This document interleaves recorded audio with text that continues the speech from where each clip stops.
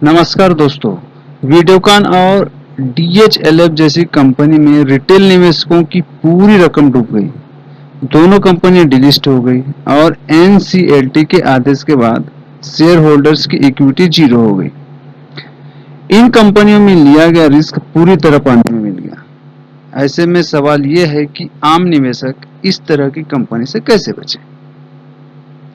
बता दें कि वीडियोकॉन इंडस्ट्रीज, DHLF और लक्ष्मी विलास बैंक में निवेशकों को बड़ा चूना लगा है। वीडियोकॉन की बात करें तो NCLT के आदेश के बाद शेयर डिलिस्ट हो गए, जिसमें रिटेल शेयर होल्डर्स की इक्विटी जीरो हो गई। कंपनी के ऊपर 46,000 करोड़ रुपए का लोन था। कंपनी ने SBI, IDBI बैंक जैसे बैंकों से लोन लिया था। 2017 में मामला NCLT में गया था। वेणुगोपाल दूध कंपनी के प्रमोटर थे। सूत्रों के मुताबिक अब वीडियोकॉन पर वेदांता की बोली स्वीकार हुई है। इस स्टॉक का ऑल टाइम हाई 850 रुपए और लो 6 रुपए का है।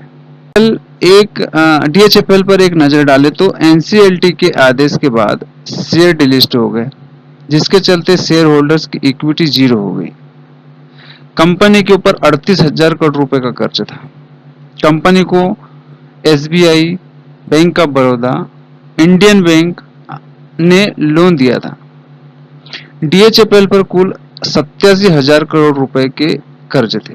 इसका ऑल टाइम हाई 694 रुपए और ऑल टाइम लो 8 रुपए 40 पैसा है। पैसे डुबाने वालों से कैसे बचे? दोस्तों, बहुत ज्यादा कर्ज वाली कंपनियों में पैसा लगाने से बचे। उन कंपनियों से बचे जिनमें कैश फ्लो घट रहा हो लेकिन कर्ज बढ़ रहा हो। प्रमोटर के ज्यादा गिरवी शेयरों वाली कंपनियों से भी दूर रहे।